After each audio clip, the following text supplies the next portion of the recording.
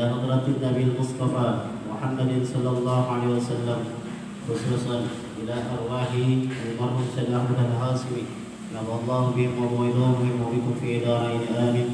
ثم إلى روحي ولوالدينا ولإخواننا ولأستاذنا ولأساتذتنا ولجدنا ولجداتنا لجميع المؤمنين والمؤمنات والمسلمين والمسلمات الأحياء منهم والأموات ببركة الفاتحة.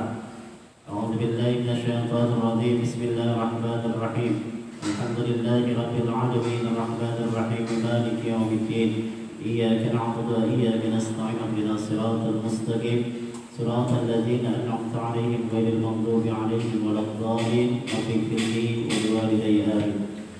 الحمد لله رب العالمين والصلاة والسلام على أشرف الأنبياء والمرسلين وعلى آله وصحبه أجمعين. أما بعد. Al-Mukarram wal-Mukarram, para talabul ilmi yang sama-sama dimuliakan oleh Allah Subhanahu wa taala. Senantiasa rasa syukur kita kepada Allah Subhanahu wa taala walaupun dalam kondisi yang saat ini, tapi Allah masih mempertemukan kita dengan Ramadan. Semoga dengan Ramadan ini, kalau memang Ramadan ini adalah Ramadan terakhir bagi kita berharap Allah mengampuni dosa-dosa kita, dosa kedua orang tua kita, dan dosa saudara kandai tolong kita, dan juga para dosa-dosa buyut-buyut kita, dan semoga Allah kumpulkan kita di jalannya Allah Subhanahu wa taala. Yang kedua, puji syukur kita kepada Allah yang masih menguatkan kita dengan hidayah dan taufiknya. Semoga kita senantiasa dalam kebaikan Allah Subhanahu wa taala. Malam ini kita masih dipertemukan dalam kajian kita Mukhtarul Hadis Nabawiyah dan akan membahas beberapa hadis dari Nabi sallallahu alaihi wasallam yang mudah-mudahan kita termasuk daripada umatnya Nabi sallallahu alaihi wasallam. Sehat semuanya? Yuk, ada cerita begini. Ada sahabat Nabi namanya Khalid bin Walid. Khalid bin Walid satu hari datang ke Afrika. Kalau dulu namanya Syria. Afrika itu bagian orang-orang hitam yang bahkan Sayyidina Bilal bin Rabah berasal dari bagian Syria Afrika. Satu hari di sana tidak ada orang-orang yang beriman kepada Allah dan Rasulullah. Akhirnya Khalid bin Walid diundang kepada oleh orang-orang yang non-muslim untuk duduk bareng. Ternyata satu kejadian yang membuat takjub dan keanehan dari Allah Subhanahu wa taala adalah Khalid bin Walid disediakan satu botol minuman yang beracun. Kalau bahasa kita satu botol isinya baygon semua. Satu botol baygon dihadapkan oleh Khalid bin Walid, ditantang sama orang kepala sukunya, orang non-muslim, dengan bahasanya, dengan bahasa Indonesia begini. Hai umat Islam, engkau adalah satu pimpinan umat Islam yang disebut dengan Syaifullah, pedangnya Allah Subhanahu wa taala. Ini botol isinya racun. Apakah engkau yakin dengan Allah dan Muhammad adalah utusan Allah? Saya yakin, kata Khalid bin Walid. Kalau engkau yakin, minum racun ini. Minum racun ini. Kira-kira kalau antum yang dihadapin kayak gitu berarti gak? Berarti gak? Satu botol baygon disuruh minum dengan meyakinkan keyakinan bahwa tiada Tuhan selain Allah dan Nabi Muhammad utusan Allah. Apa jawab Walid? Ketika Khalid bin Walid menjawab bahwa saya yakin dengan Allah dan Muhammad adalah utusan Allah. Kalau saya minum racun ini yang satu botol, tidak saya kenapa-napa pada diri saya, tidak mabuk bahkan tidak mati, apakah Anda mau semua beriman kepada Allah dan Rasul saya? Kata kepala suku, siap, kami akan beriman dengan Allah dan beriman dengan Muhammad Rasulullah. Perhatikan kalimatnya. Bismillahirrahmanirrahim. La yadurru ma'asmihi syai'un fil ardi wala fis sama' wa huwas samiul alim. Dibaca oleh Khalid bin Walid 3 kali. Dengan membaca Bismillahirrahmanirrahim, diminum itu racun satu botol. Allah ya karim. 2 jam kemudian orang non muslim menanti ini orang kira-kira mati apa enggak. Ternyata Allah lindungi dengan keyakinan Khalid bin Walid. Tidak terjadi apa-apa pada Khalid bin Walid. Akhirnya Allah berikan hidayah pada orang-orang yang melihat Khalid bin Walid minum satu racun, masuk Islam semua. Ini akhirnya disusun oleh Ratib Al-Haddad pada kalimat yang ketujuh setelah a'udzu bikalimatil tammati min syarri ma khalaq. Lalu selanjutnya dengan kalimat Bismillahirrahmanirrahim la yadurru ma'asmihi syai'un fil ardi wala fis sama' wa huwas samiul alim. Kalau saya jadi imam, itu saya baca setelah kalimat la ilaha illallah wahdahu la syarika lah, lahul mulku wa lahul hamdu yuhyi wa yumiitu ala kulli syai'in qadir. Maka saran saya dalam kondisi seperti ini jangan lepas. Kalau keluar rumah, kalau habis sholat sunnah maupun sholat wajib, barengi dengan kalimat Bismillahirrahmanirrahim, la yadurru ma'asmihi syai'un fil ardi wala fis sama wa huwas samiul alim. Hafal? Hafal tak? Bismillahirrahmanirrahim, la yadurru ma'asmihi syai'un fil ardi wala fis sama wa huwas samiul alim. Minimal dibaca 3 kali habis sholat maghrib atau 7 kali habis sholat subuh. Mudah-mudahan dengan konsep berangkat dari doa ini Allah lindungi kita dari mana bahaya. Amin ya rabbal alamin. Oke, kita buka kitabnya. Hadis ke 28 di terjemahannya. Kalau hadis di sini kagak ada hurufnya dan kagak ada nomornya. Makanya saya nanya. Yuk. Bismillahirrahmanirrahim. Qala Nabi sallallahu alaihi wasallam. Ini sangat menarik isi hadisnya. Sanadnya dari Mahmud bin Labab, ada yang dibaca Labib, ada yang dibaca Lubab. Riwayatnya dari Imam Ahmad. Apa kata Nabi? Isnani yakrahuhuma ibnu Adam. Ada 2 hal yang sangat dibenci sama anak cucunya Adam. 2 hal yang sangat dibenci sama yang namanya manusia. Perhatikan itu. Antum benci sama si fulan, salah. Saya benci sama Wahyu, salah. Saya benci sama Fadil, salah. Tapi kodrat dari Nabi Sallallahu Alaihi Wasallam, ada 2 hal yang sangat dibenci oleh manusia, cucunya Adam. Apa itu kata Nabi? Yakrahul maut. Yang pertama, setiap anak Adam benci sama kematian. Pertama, anak Adam benci dengan kematian. Bisa, antum saya suruh mati, mau gak? Nggak mau. Bahkan yang sakit pun berusaha untuk berobat. Hidupnya susah, makan aja susah. Buat makan pagi ada, buat makan sore ada. Tapi giliran sakit, dia berusaha mengobati dirinya agar tidak mati. Sebab kematian itu dibenci sama kita. Makanya orang-orang yang mendoakan dirinya, ya Allah sakit banget tanganku, ya Allah gigi saya sakit, mati aja ya Allah, nggak boleh. Jadi kalau lagi sakit minta mati hukumnya makruh. Paham tuh? Kan banyak tuh, ada orang yang lagi diinfus karena kondisi sakitnya begitu parah, akhirnya dia memohon kepada Allah, ya Allah matikan saja ya Allah, nggak boleh. Jadi ini dia tandakan bahwa kematian itu sangat dibenci oleh setiap manusia. Baik anak kecil maupun orang dewasa, apalagi orang tua. Orang tua disuruh mati juga ogah. Ya kan? Usianya berapa? 60, besok meninggal kan? Enak aja lu. Nah, padahal sudah tua. Dan setiap ada kematian pasti ada kehidupan. Setiap ada kehidupan pasti ada kematian. Nah. Namun kata Nabi, wal mautu khairun lahu minal fitnah. Padahal kematian itu lebih baik daripada banyaknya fitnah di dunia. Imam Bukhari yang nama aslinya Abdurrahman bin Syakhar, itu ketika terjadi fitnah di antara umat Islam, beliau memohon kepada Allah, ya Allah, kalau memang mungkin masih banyak lagi fitnah-fitnah yang akan datang di bala kehidupan kami, maka wafatkan kami. Dunia ini sudah banyak ujian. Dunia ini sudah banyak ujian. Dan kalau memang mati itu adalah lebih baik dan lebih aman, maka biarkan Allah yang memanggil kita. Lihat, di zaman sekarang orang lagi pada ketakutan. Ketakutannya apa? Mati. Orang menyebutnya dengan awas, hati-hati ada virus, awas, hati-hati ada wabah, awas. Pada intinya bahwasanya awas, hati-hati Anda mati. Maka kata Nabi, ada 2 hal yang dibenci oleh cucunya Nabi Adam. Yang pertama adalah kematian. Padahal mati itu lebih baik daripada banyaknya fitnah di dunia. Yang kedua, apalagi yang dibenci oleh umat manusia? Wa qillatul mali wa yakrahu qillatal mali. Apa artinya? Kagak punya duit. Pengen beli ini susah, pengen beli itu susah. Makanya di zaman sekarang orang mati bukan karena virus corona nih, Bang. Karena ketakutan, stres, kagak punya duit.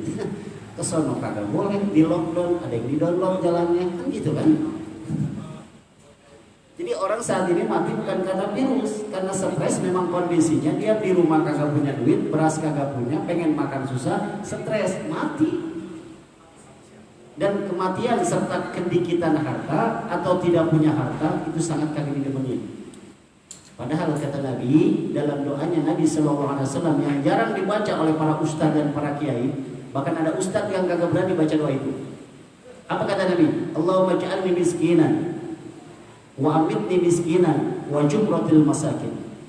Ya Allah, hidupkan kami dengan orang-orang miskin, wafatkan kami dalam keadaan miskin, dan kumpulkan kami bersama orang miskin. Jadi kalau antum kagak punya duit mulu, jangan diam aja. Ya udahlah, udah takdir Allah saya nggak punya duit. Bukan gitu. Walaupun kita sudah berusaha untuk diperbanyaknya harta, kalau memang rezekinya sebanyak itu, maka patutnya kita syukuri dari Allah Subhanahu wa taala. Ya. Jadi qillatul mal wa qillatul mal, sedikitnya harta itu paling kagak disukai. Yang lain teman punya duit banyak, kita punya duit dikit, kira-kira ditemenin apa enggak? Depa nggak punya duit nih, kakak Iip, si Uni punya duit banyak, kira-kira Depa ditemenin nggak? Temenin, kecuali Padil, jangan temenin Padil. Jadi ada dua hal yang sangat dibenci oleh manusia, siapapun dia adalah manusia normal maupun tidak normal, dua ini pasti dibenci, yaitu kematian dan sedikitnya harta. Makanya Allah berikan usaha. Inna sya'yakun lasyadda, sesungguhnya usaha manusia berbeda-beda. Ada yang sebagai pedagang, ada yang sebagai pegawai, ada sebagai pembisnis, dengan tujuan bahwa agar engkau bisa merasakan kehidupan nikmatnya dunia dengan harta yang aku berikan kepadamu. Tapi ingat, kalau harta sudah diberikan, ma razaqnakum, jangan lupa untuk dirizkikan sebagian mereka untuk orang-orang yang membutuhkan, khususnya untuk fakir miskin. Paham? Jadi kalau antum suatu saat ada di antara antum menjadi orang yang dilebihkan oleh Allah hartanya, bisa antum jadi orang kaya. Siapa tahu Padil besok jadi miliarder, duitnya banyak, bahkan tidur bareng sama duit. Siapa yang nyangka? Bisa si Kiki saat ini nggak punya duit, tapi besok banyak duit, kan begitu kan? Nah, jangan lupa sedekah, karena harta yang sesungguhnya bukan apa yang Anda pegang, tapi harta yang sesungguhnya adalah apa yang kau sedekahkan. Baik, jadi hadis ini mengajarkan kita kalau mati, bagi orang yang takut mati tetap mati, orang yang berani mati tetap mati. Dan kalau ditanya apa penyebab mati, jangan bilang dia kena virus, dia kena sakit corona, dia karena habis minum kopi kebanyakan. Misal Supron meninggal karena ketelak sendok, nggak boleh. Misal. Di luar padahal mah. Tapi ketelak sendok di luar mana juga. Nah, kalau antum ditanya kenapa dia meninggal, jawabnya pakai surah Al-Mulk ayat kedua. Alladzi khalaqal mauta wal hayata liyabluwakum ayyukum ahsanu amala. Kata Allah, saya jadikan kematian. Ingat, Allah mewujudkan kalimatnya dengan kalimat alladzi khalaqal mauta, mati dulu, wal hayata, baru hidup, liyabluwakum ayyukum ahsanu amala, dengan tujuan untuk menguji kepada hamba-hambaku siapa yang paling baik ketika nanti menghadap saya. Jadi kalau ditanya kenapa dia meninggal, disebabkan karena dia hidup. Dan setiap makhluk yang hidup pasti mati. Makanya kalau ada pengumuman inna lillahi wa inna ilaihi rajiun, telah berpulang rahmatullah fulan bin fulan dengan usia 72 tahun, wajar. Kenapa wajar? Satu, dia pengen punya grup WA udah kagak punya. Temennya udah pada meninggal, main HP kacau, pengen ngetik aja kacau. Jadi setiap ada kematian pasti ada kehidupan, setiap ada kehidupan pasti ada kematian. Maka penyebab orang mati disebabkan karena dia hidup. Ya, bukan karena ini, bukan karena itu, cuma sebab musabab aja itu, Mas. Paham? Paham? Ada pertanyaan sampai di sini?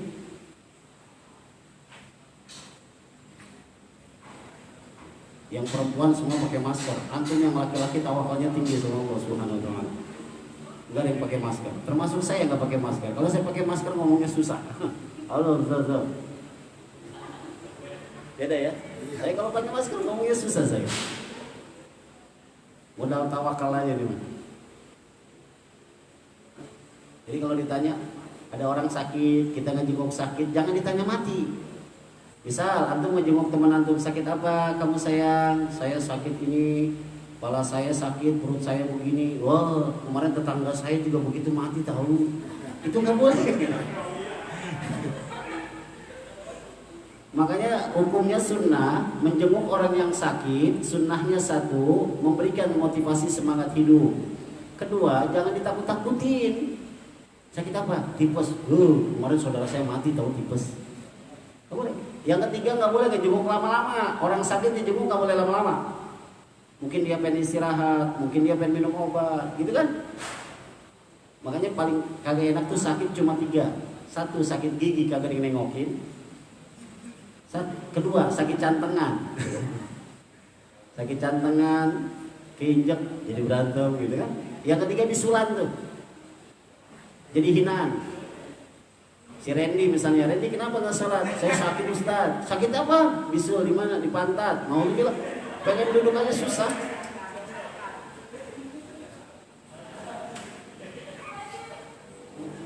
Ada lagi yang sakit gigi, ditengokin marah, kagak ditengokin kesel gitu kan. Depa tuh kalau sakit gigi diem, nguyung aja.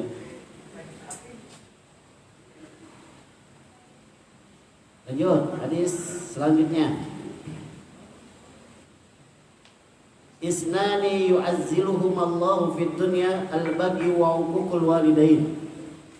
Isnani, ada 2 hal. Yu'azziluhum Allahu fid dunya, yang Allah segerakan siksanya hidup di waktu di dunia. Allah segerakan siksanya semasa dia di dunia. Yang pertama al-baghyu. Baghyu itu bentuk segala kemungkaran. Kalau antum pengen lihat terjemahannya, ada di surah ke-16, surah An-Nahl ayat ke-90. Kalau antum pengen tahu terjemahan al-baghyu, ada di surah ke-16 ayat ke-90. Innallaha ya'muru bil 'adli wal ihsan wa ita'i dzil qurba wa yanha 'anil fahsya'i wal munkar wal baghi. Al-baghyu itu bisa diartikan dengan kalimat zina, bisa dengan diartikan kalimat mabok, bisa diartikan dengan kalimat judi. Karena baghyu itu kumpulan dari fahsya'i wal munkar, perbuatan-perbuatan yang keji. Kedua, baghyu itu bisa diterjemahkan orang yang meninggalkan sholat, khususnya sholat fardu, orang yang meninggalkan puasa Ramadan, orang yang meninggalkan haji ketika dia mampu untuk menyetor haji, namanya al-baghyu. Yang keempat, al-baghyu bisa disebut dengan orang-orang bakhil. Si A punya duit banyak, tapi dia tidak mau sedekah, namanya al-baghyu. Makanya kalimatnya di Al-Quran surah ke-16 ayat ke-90, Innallaha ya'muru bil 'adli wal ihsan wa ita'i dzil qurba wa yanha 'anil fahsya'i wal munkar wal baghi. Kalimat baghi itu berdasarkan dengan urutannya fahsya, wal munkar, wal baghi. Jadi semua bentuk kemungkaran, kemusyrikan yang melanggar dari aturan main Nabi dan Allah, maka disebut dengan al-baghyu. Randy puasa gak Ren? Ramadan puasa sekarang? Oh, kalau sekarang puasa ente al-baghyu namanya. Sekarang semua orang lagi ngopi, lagi makan, lagi ngerokok, antum masih puasa aja gini hari. Depa puasa Depa? Enggak. Kenapa enggak? Hah? Oh, lagi datang bulan. Kalau Fadil datang tahun. Jadi pengertian baghyu meluas. Yang kedua, orang yang akan disegerakan siksanya di dunia wa uququl walidain, yang durhaka sama orang tua. Saya tanya sama antum sebagai anak banyak dosa gak sama orang tua? Banyak.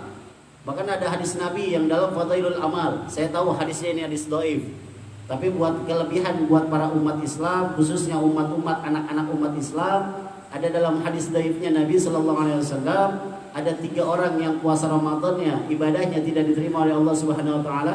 Di antaranya adalah ada seorang anak yang masih punya salah sama orang tuanya, tapi masuk Ramadan dia belum minta maaf. Jadi seharusnya kita sebagai anak minta maaf sama orang tua saat malam Jumat kemarin. dan akui kesalahannya. Maafin saya, ibu maafin saya mau menjelang Ramadan. Karena saya pernah ini, saya pernah itu, saya pernah berbuat salah. Saya pernah ngatain emak jelek, saya pernah ngatain emak pewak. Itu harus diomongin. Emak bawel nih. Dosa. Yang kedua, ada seorang suami terhadap istri yang belum minta maaf, atau istri terhadap suami yang belum minta maaf. Yang ketiga, ada saudara, baik saudara sesama sesaudara kandung ataupun sesama tetangga. Maka kesimpulan dalam hadis fadail amal ini, yang namanya minta maaf bukan saat 1 Syawal Idul Fitri, tapi minta maaf itu menjelang masuk bulan Ramadan. Minta maaf tuh, saya minta maaf sama Sukron, saya minta maaf sama Wahyu yang sering ngatain begini begitu gitu kan. Saya minta maaf sama Randy yang sering ngatain Randy ganteng gitu kan. Ya minta maaf. Oh iya, sekarang kan udah malam ketiga, terlambat gak minta maafnya? Terlambat gak? Tidak ada kata terlambat. Makanya lihat, sholat tarawih sebelum ada lockdown kayak gini, habis sholat tarawih itu selalu salaman. Maafin ya Cang, maafin ya Cing, besok musuhan lagi ya habis lebaran, gitu ya. Maka yuk minta maaf. Nah, anak-anak yang durhaka sama orang tuanya, maaf. Saat ini antum mungkin bisa melawan sama orang tua, tapi nanti ketika kamu merasa dirinya sudah menjadi orang tua, anak antum akan bisa mengikuti kelakuan apa yang pernah kita lakukan sama orang tua kita. Misal, saat ini kita jadi anak sering ngebentak sama orang tua. Tapi satu saat ketika antum dijadiin orang tua dan punya anak, anaknya pun akan melakukan hal yang sama terhadap orang tua. Maka Nabi mengajarkan, sayangilah anakmu, sering-sering cium keningnya, lagi tidur doain, lagi tidur doain. Oh, makanya ada seorang bapak yang ditakutin sama anaknya. Asal bapaknya pulang, siapa tuh? Ada bapak, ayo masuk kamar semua. Itu bapak setan kalau ditakutin sama anak. Tapi ada bapak yang selalu dirindukan sama anak-anaknya. Assalamualaikum, ada abi, ayah pulang. Anaknya senang tuh. Karena memang orang tuanya sayang sama anaknya.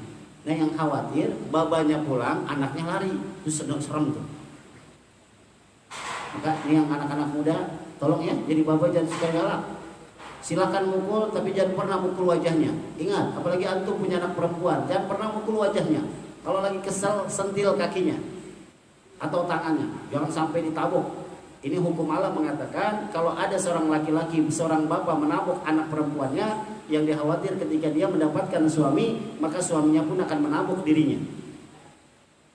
Paham? Pertanyaan saya, ada di antara antum yang perempuan pernah dipukul sama bapak? Kalau ada, minta maaf, suruh bilang bapak minta maaf sama saya. Berani gak? Harus berani. Kenapa sih? Kalau kakinya nggak apa-apa. Saya pun kalau lagi kesel sama anak saya cubit. Iya, tapi kalau keselnya sudah keterlaluan. Seperti misalnya saya lagi tidur, tahu-tahu ditibani sama Rara, gitu. Dia terjun dari atas, dibani, kan keselewa juga bapaknya. Sentil, jangan ditabok. Yang penting dia punya anak perempuan, jangan ditabok. Disentil aja kakinya. Ya, jadi kita mohon maaf kepada Allah Subhanahu wa taala. Di bulan Ramadan ini banyak orang-orang yang banyak salah tapi dinanti istighfarnya dari Allah Subhanahu wa taala. Antum lihat surah Al-Baqarah ayat ke-187. Uhilla lakum lailatas siyami rafasu ila nisaikum kunna libasul lakum wa antum libasul lahunna. Alimallahu annakum kuntum tahtanuna anfusakum fataba alaikum wa afa ankum, kata Allah. Hai hamba-hambaku, aku tahu 11 bulan kau banyak dosa kepada aku. Fataba alaikum, saya nantikan taubat kamu, wa'afa ankum, dan saya ampuni dosa-dosa kamu. Jadi jangan pernah putus asa dari rahmat Allah, karena Allah selalu menanti taubatnya dari Allah Subhanahu wa taala. Kalau antum beristighfar di malam Ramadan, saya ampuni dosanya.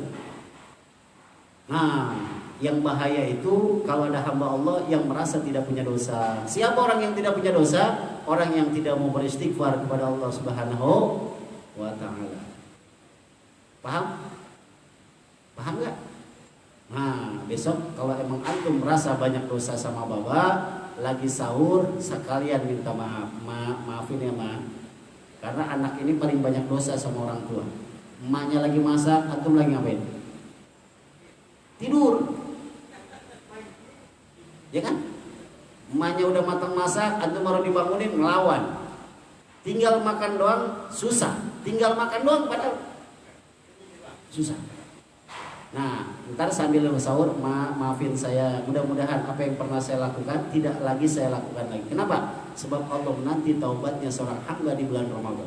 Kalimatnya surah Al-Baqarah ayat 183 di pertengahan, ada di bagian baris ketiga. Fal'ana bashiruhunna wa antum aakifuna. Dan kita memohon kepada Allah, mudah-mudahan Allah selalu mengampuni dosa kita semua. Amin ya rabbal alamin. Jadi ada dua hal yang akan disegerakan, wal bagyu dalam segi kekafiran dan juga kemaksiatan, wa uququl walidain, dan ada orang-orang yang durhaka kepada orang tuanya, baik disengaja maupun tidak. Dan bagi kita yang orang tuanya sudah meninggal, tidak ada salahnya kita ziarah. Ada yang meninggal? Siapa bapaknya yang udah meninggal? Hah? Belum ada. Saya doang berarti. Bapak emak saya udah kagak ada. Maka saya harus ziarah ya. Ya. Oke, ada pertanyaan di dua hadis ini?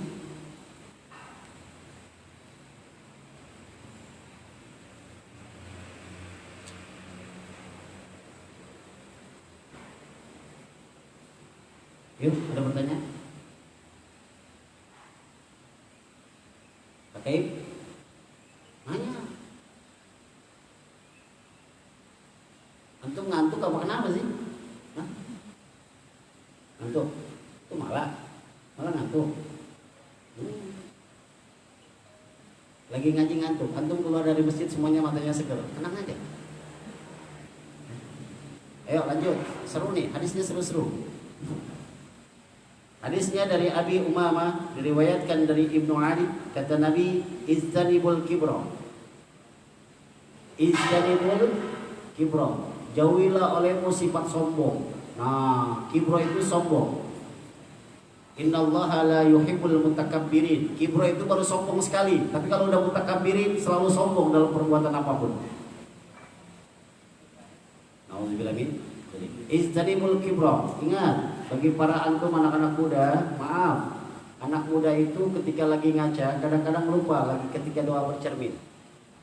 Ada yang hafal doa lagi bercermin? Alhamdulillahilladzi. Doa bercermin.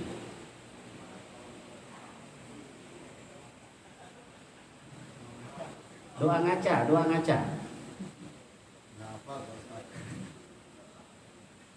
Ya Allah, perbaguslah wajahku sebagaimana engkau perbagus adalah akhlakku.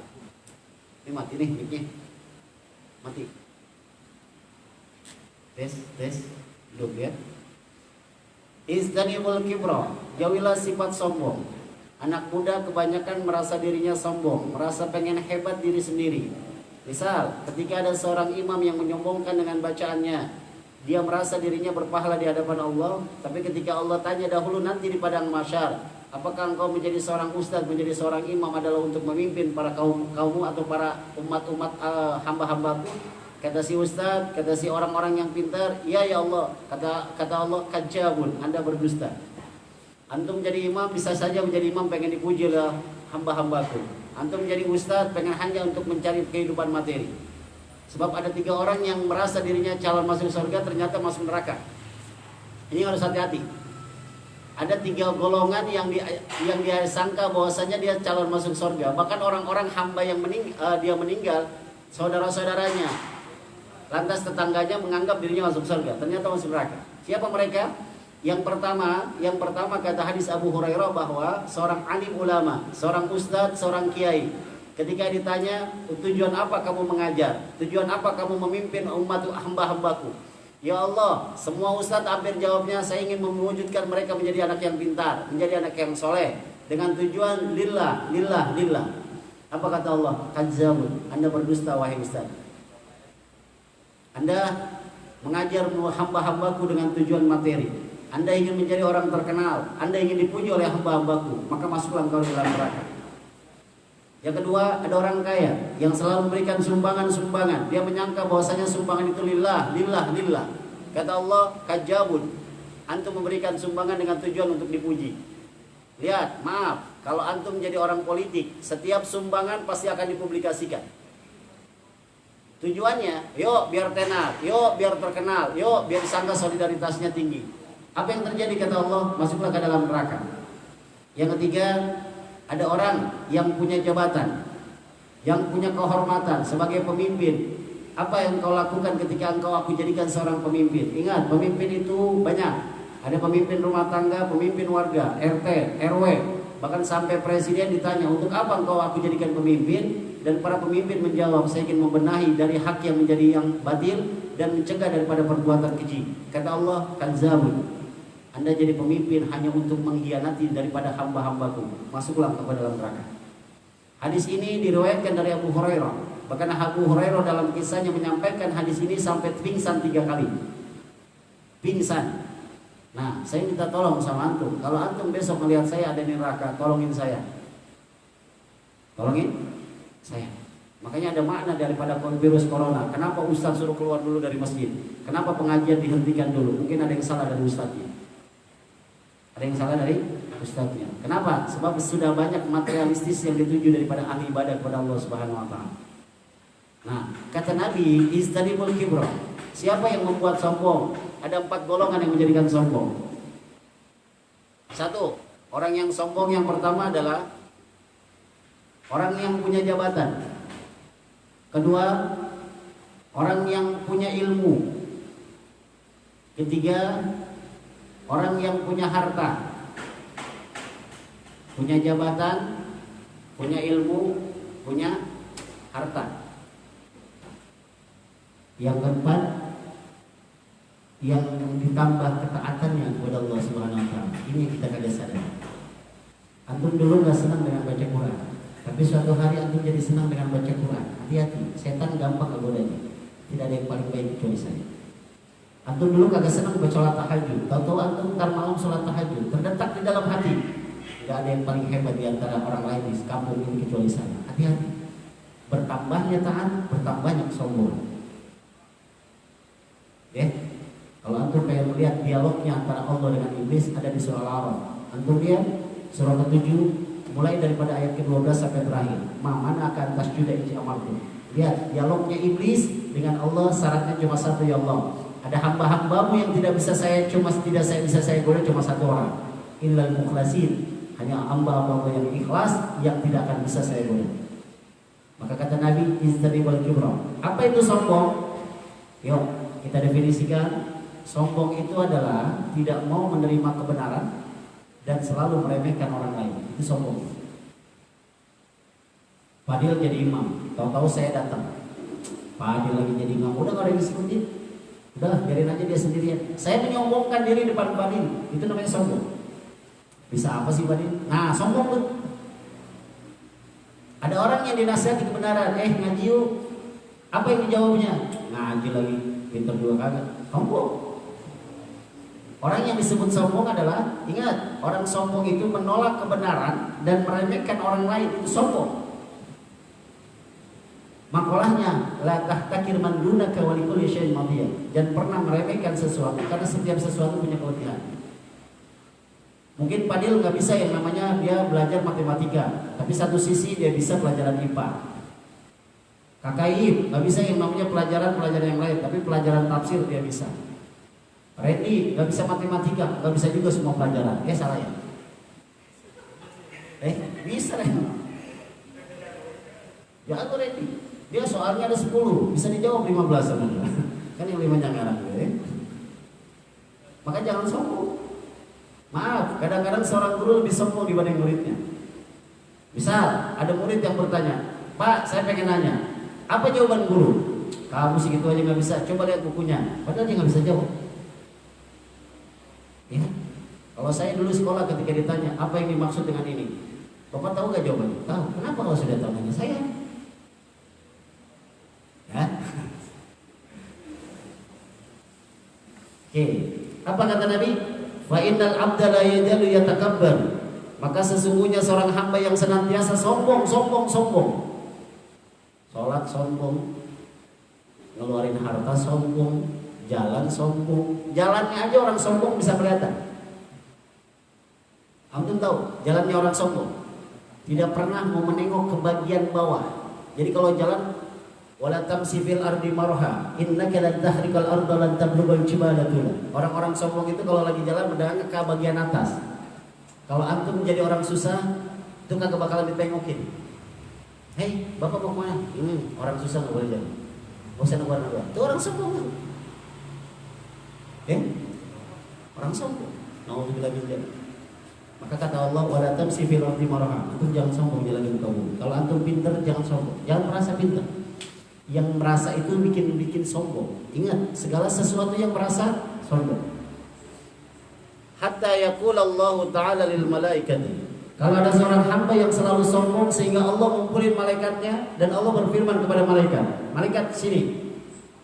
Ada apa ya Allah? Ada hambaku si fulan bin fulan. Saya tahu hatinya, sombongnya. Dia sholat tiap hari, puasa tiap hari, puasa sunnahnya rajin, baca Qurannya tiap hari. Yang lain menyangka dia ahli ibadah. Tapi kata Allah, hei malaikat sini. Sini saya kasih tahu. Ada apa ya Allah? Lihat kalimatnya. Uktubu 'abdi hadza fil jabbari. Ini hamba yang memang sholat, ini hamba memang rajin buat ibadah, tapi karena hatinya merasa sombong, al-jabbari, catat dia sebagai orang-orang yang celaka. Jabbarin di situ angkara murka. Jadi kalau dia diam salah, bergerak salah, berucap salah, itu orang sombong. Paham saya? Mana diantaranya? Misal antum naik mobil dengan rasa sifat sombong. Tidak ada mobil yang paling bagus kecuali mobil saya. Hati-hati. Antum naik motor, NMAX misalnya baru beli, wow, walaupun belum lunas, tapi sombong. Hati-hati kata Allah. Al-Jabbari, hati-hati, saya bikin celaka Anda. Nauzubillah min dzalik. Maka hati-hatilah. Nah, ada doa yang diajarkan sama Nabi SAW. Bacanya habis asar. Allahumma inna a'udzubika minal kasali wal jubni wal nifaqi wal riya wal ujub والتكبر والمشرك والخيانة ونعوذ بك من عذاب جهنم ونعوذ بك من عذاب القبر وعذاب النار ومن فتنة الدنيا والمحيا والممات ومن فتنة المسيح الدجال. Ya Allah, aku berlindung daripada sifat malas, wal kasal, wal jubni, aku berlindung daripada sifat takut, wal khaufi, rasa takut yang setengah-setengah, wal kasali, sifat malas yang terlalu mendalam, wat takabburi, sifat sombong, wal udud, sifat membanggakan diri, wal munafik, sifat munafik, wal musyrik, sifat musyrik. Wa na'udzubika min adzabin nar wa adzabil qabri, dan kami berlindung daripada azab neraka, azab kuburnya, dan fitnah dunia dan akhirat. Ini doa dibaca oleh Rasulullah setiap habis sholat asar. Nabi aja berlindung padahal hatinya bersih. Untuk apa Nabi mengajarkan itu? Agar umatnya dilindungi daripada sifat-sifat yang buruk dalam hatinya. Di antaranya adalah sifat sombong. Nauzubillah min. Kira-kira kita sombong apa enggak?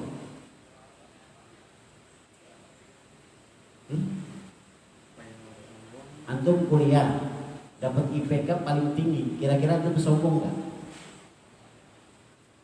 Antum sekolah dapat ranking 1, kira-kira sombong nggak?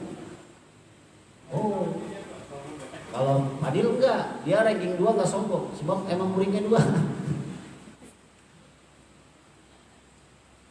Muridnya 2. Depa apalagi kan? Waktu sekolah madrasah ranking 5 Depa, muridnya 4.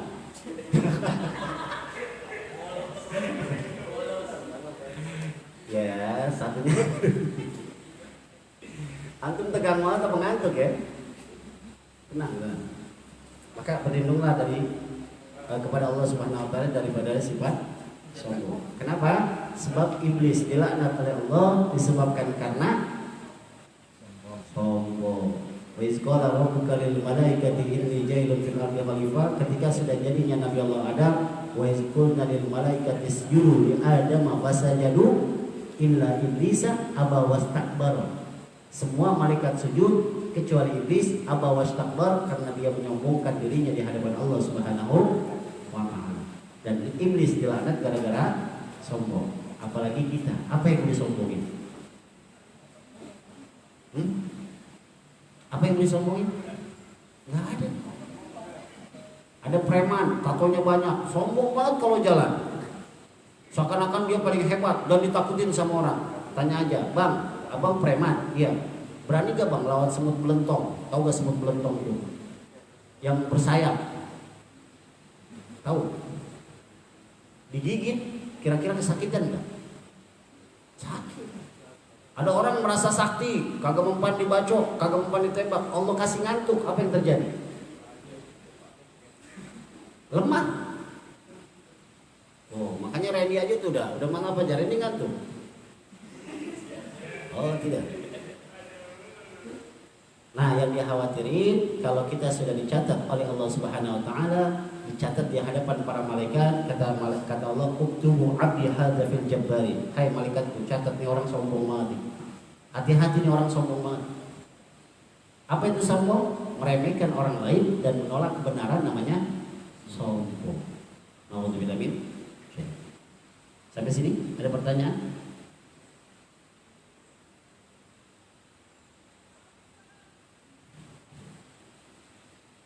Ya.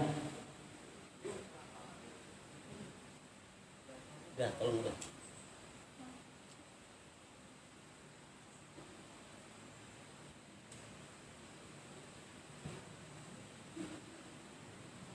Ada pertanyaan dari saudari kita, apa yang kita lakukan? Ada seorang hamba misalnya si fulan, setelah dia melakukan maksiat dia bertaubat. Maksiat lagi, dia taubat lagi. Maksiat lagi dan bertaubat lagi. Bagaimana hukumnya Ustaz? Kalau dalam bahasa ayat Quran, Allah lebih dekat dengan ahli maksiat ketimbang dengan ahli ibadah. Kalimatnya, istaghfiru rabbakum innahu kana ghafara. Hai hamba-hambaku, kalau engkau berbuat maksiat maka bertaubatlah kepadaku. Engkau maksiat lagi, taubat lagi. Engkau maksiat lagi, bertaubat lagi, sampai engkau bosan berbuat maksiat kepadaku. Misal, si A tukang nyolong, kira-kira besok nyolong lagi gak? Nyolong, taubat, orang ketangkep, iya saya taubat. Pas sudah ditangkep, balik lagi, kira-kira nyolong lagi gak? Nyolong. Si A doyan banget mabok, habis mabok taubat, ya Allah saya tidak mau mabok lagi ya Allah. 3 hari dia diselamatkan oleh Allah. Ingat, ahasiban nas wa yatraku yaqulu amanna wa hum la yuftanun. Kalau ada seorang hamba yang bertaubat, jangan kira lantas didiemin sama Allah. Jangan kira cuma diantengin, iya saya terima taubat kamu, kecuali diuji oleh Allah Subhanahu wa taala. Habis taubat diuji, habis taubat diuji. Si fulan sudah taubat, tidak mau minuman lagi. 3 malam selamat. Besok malam keempat ada temannya jemput. Assalamualaikum. Salam, mabuk yuk. Wah nggak punya duit, dibayarin. Saya bayarin. Ujian nggak?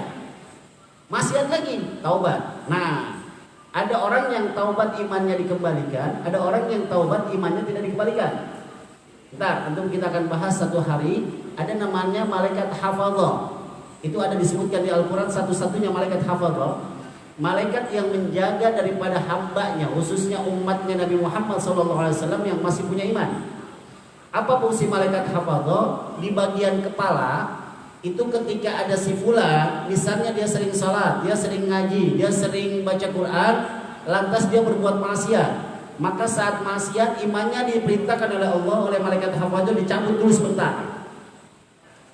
Pas habis dicabut, dipayungkanlah bagi ahli maksiat, bagi orang yang masih punya iman. Setelah selesai melakukan maksiat, Allah perintahkan, hai malaikat hafadzah, kembalikan ke hatinya. Maka ada orang yang ketika imannya dikembalikan setelah maksiat, ada penyesalan. Ya Allah, kenapa saat tadi saya melakukan maksiat ya Allah? Itu namanya iman kembali. Ada orang yang ketinggalan sholat. Misal, antum lagi main ke pasar, ke DM, tiba-tiba sholat zuhurnya ketinggalan. Ada orang yang menyesal, ya Allah, saya minta maaf ya Allah, sampai di dalam saya nggak ingat yang namanya sholat zuhur. Ada perasaan menyesal, berarti imannya hilang, berarti imannya kembali. Tapi ada orang yang habis maksiat tidak ada perasaan menyesal, itu berarti imannya ditahan atas perintah Allah dari tangannya malaikat hafadzah.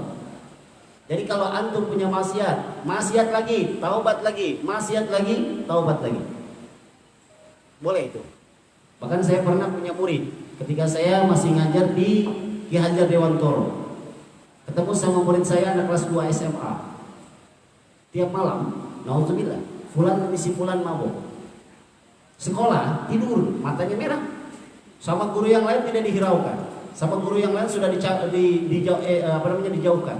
Tapi Allah pertemukan saya dengan dia, saya usah palanya. Kenapa kamu tidur?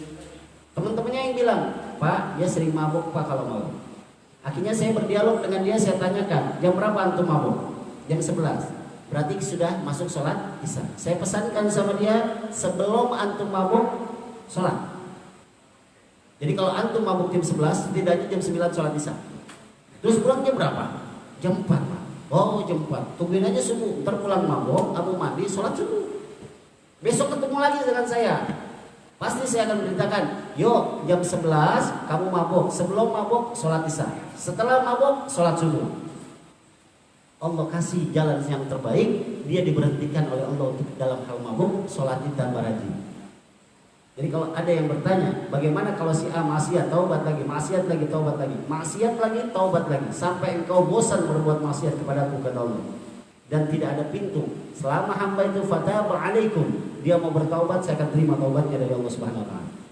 Itulah kalimat innallaha ghafurur rahim. Paham?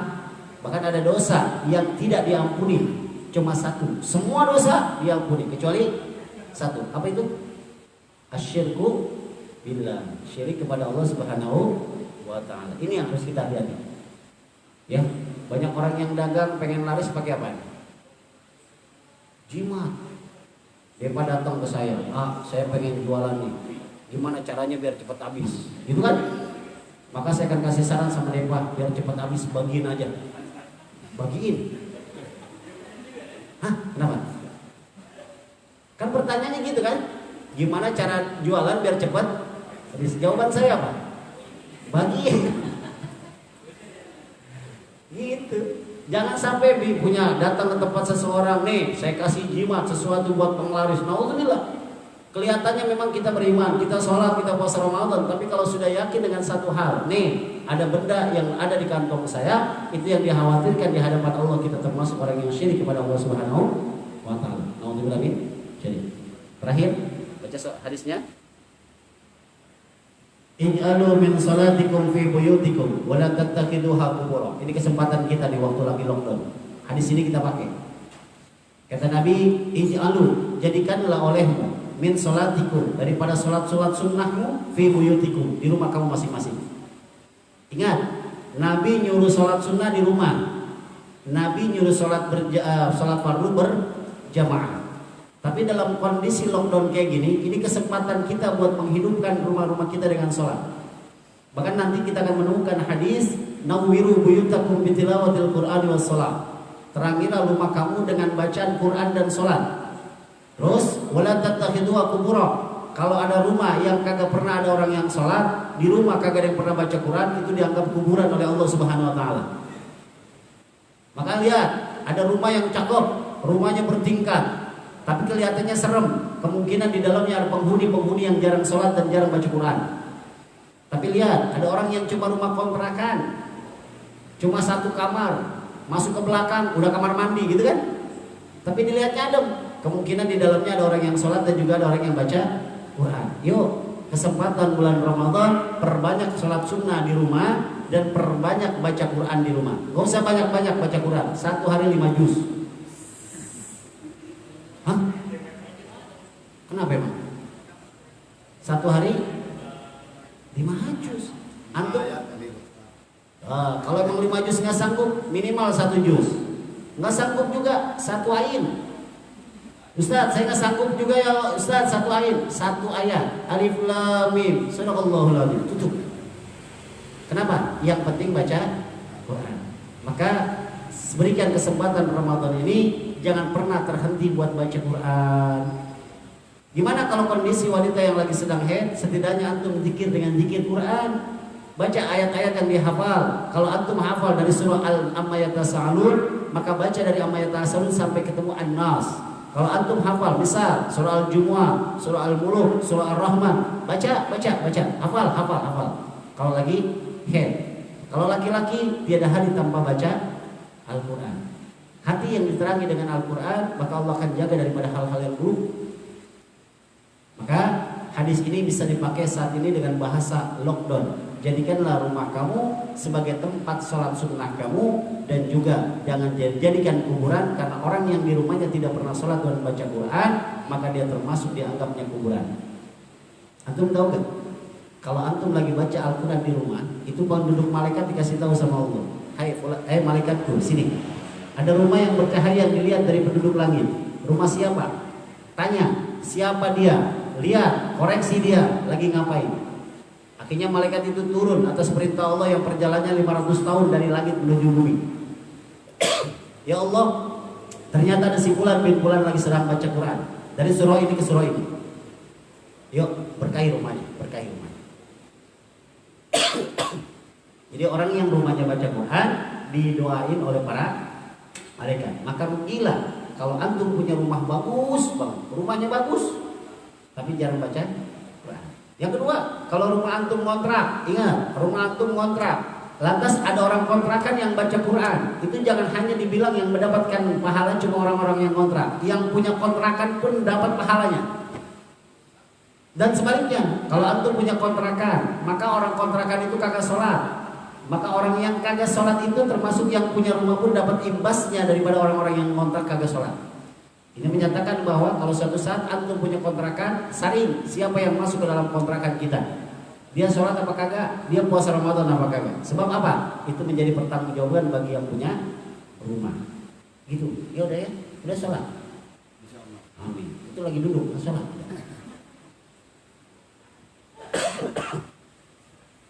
Oke, sampai di sini. Ada lagi? Oh, jadi udah nih nganterin pertanyaan.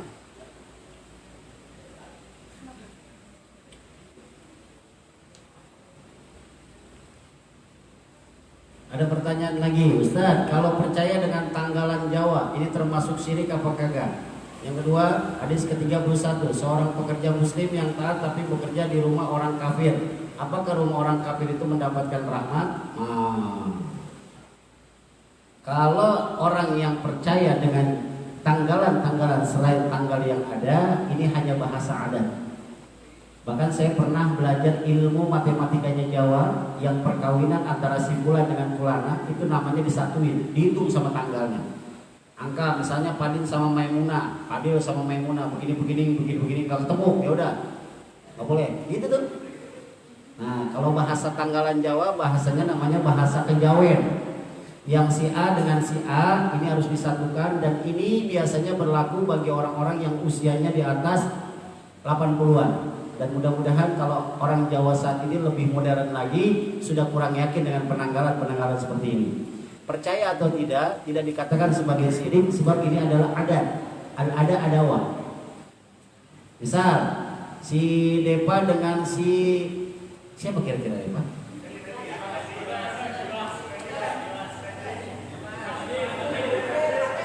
Ya. Kalau Padil biar berbagai arah kenal. Depa sama Mas Sugeng lah misalnya ya. Misal ini mah bisa disatuin nama Depa dengan Sugeng. Misalnya S angkanya 14. Ketemu misal bulan Syawal. Bulan Syawalnya tanggal 15 Syawal. Oh iya cocok. Yo silakan. Atau ketika tidak cocok, biasanya namanya ditambahin dengan binti. Jadi yang dinyatakan bahwa apakah ketika kita percaya dengan hal itu bagian dari syirik? Tidak. Karena ini bagian daripada hukum adat. Al-ada adawah. Adat itu bisa menjadikan dasar konsep hukum. Kayak kita ini bisa percaya dengan pengobatan orang-orang dahulu. Ketika anak sakit, sekarang kan buru-buru ke rumah sakit. Ayo periksa. Tapi orang tua dulu nggak pakai periksa. Kita punya keyakinan ambil sosor bebek, dicuci, dilap langsung sembuh. Yakin? Syirik ya? Tidak. Yang bisa nyatakan syirik itu adalah diberikan sesuatu benda dan dia menyatakan keyakinannya pada hal itu. Contoh, saya punya cincin nih. Ustaz, kalau pengen tenar Ustaz harus pakai cincin. Saya pakai cincin saya dengan keyakinan saya bakalan tenar. Itu yang disebut syirik. Atau Ustaz, kalau lagi lapar kayak pakai cincin makan ketoprak 2 bungkus, antum bakalan kenyang. Itu enggak syirik. Ya, jadi enggak. Orang yang percaya dengan tanggalan Jawa tidak termasuk bagian syirik, sebab itu adalah adat.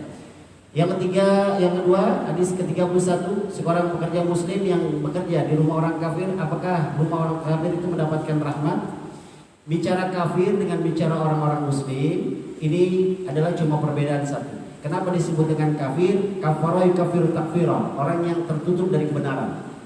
Jadi sebenarnya orang itu pengen menerima kebenaran disebut dengan kafir. Qul ya ayyuhal kafirun la a'budu ma ta'budun. Itu dinyatakan bahwa sebenarnya dia tahu itu adalah agama Islam yang benar. Tapi karena hatinya masih tertutup dari kebenaran, maka dia belum bisa menerima hidayah dan taufiknya Allah Subhanahu wa taala.